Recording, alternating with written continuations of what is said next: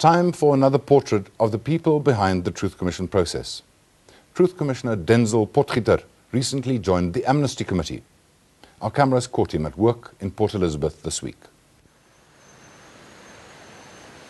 I was born in the Eastern Cape, in Uitenhage, but I had spent wonderful early schooling years in a village where my mother was eventually the school principal of a church school. And I had actually schooled there up to standard 4. When I returned back to Uitenhage, finished off eventually my high schooling in Uitenhage, was then accepted into the medical school at University of Natal in those days. Unfortunately, I could not take up that immediately because of financial constraints and so on. In fact, my father died at a fairly early age. I think I was in standard 7 when he died. So my mother really raised, the family as a single parent. So, given that situation, I decided to work for a year, and I worked in Uitenhage for a year, which was quite a sobering experience for me. And during that time, I obviously had much more exposure to the real world out there. We've grown up in a rather protected environment. And it dawned on me that there is something which is more close to my heart, really, after I sort of searched myself, than medicine. And that is when I decided to study law. I was just finishing my university degree when I got married. And as I say, we settled in Cape Town. I did my practical training in Cape Town as an attorney initially. I practiced as an attorney before I went to the bar as an advocate. So because of the opportunities in Cape Town, there were virtually no opportunities in the Eastern Cape for me in those years. That was in 1979 when I qualified. There were no opportunities to do practical training as a lawyer for a black person in those years. Denzil Potgieter started his career in Cape Town, working with Dullah Omar, our present Minister of Justice.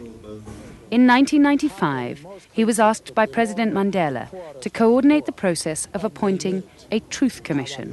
Once I was done with that, I got back to my chambers, and I was hardly there for a few weeks when I got another telephone call to say that, the President has decided that he wants to appoint you to the Commission. Of course, that was, again, a surprise, but a great honor. And the next moment, I was out of my chambers and I was in this process. And, I've never looked back since. Here we are. All right. There is not very much spare time at this stage, but I like to read. I don't read as much as I would love to and I used to. I read virtually anything. I love sport. I play a bit of golf, but I've got very, very little time for that now. That is something that I miss quite a lot. I try to spend a bit of time with my family, the little bit of time that I have. I find that presently I'm virtually at home only over weekends. I'm married. I've got two sons. In fact, I'm married to, I suppose what you can call, a high school sweetheart. She's also from Uitenhage, but she settled with me in Cape Town. And we've got 2 big sons, bit of pride and joy in my life. Potgieter now sits on the Amnesty Committee, which was expanded at the end of 1997 to cope with the unexpectedly heavy caseload.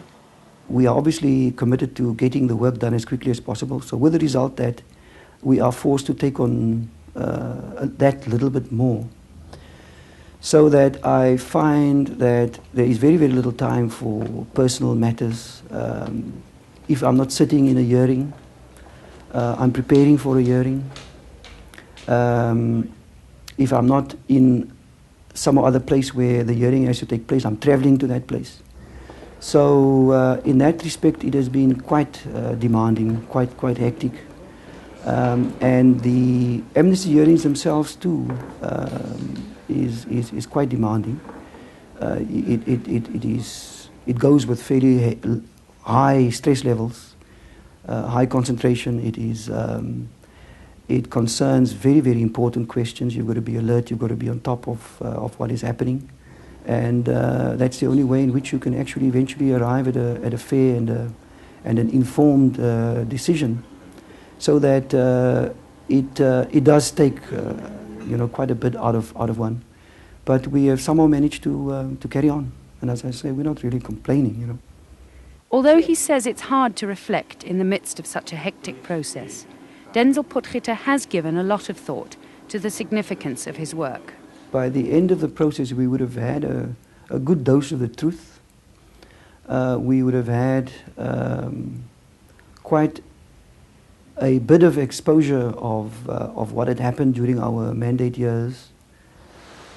I'm not quite sure whether we have given much direction in actually striving for reconciliation, and I'm not convinced that we have really canvassed this difficult concept to such an extent that we can say, well, we know exactly what to do, and it's now for the country and the people out there to actually pick it up and run with it.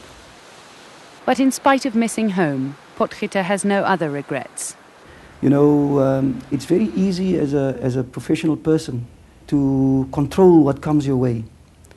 If you don't take to a particular kind of case, or if you don't necessarily want to engage in a certain kind of direction, you can actually avoid it. You're not compelled to take everything that comes your way. But of course, this process is totally different. You've got no choice. You are there. It comes in. It streams in all the time, and there's no place to hide. I think hopefully the best moment will still come when they tell me that we've written the last amnesty judgment, and I might now pack my bags and go home. I hope that comes soon.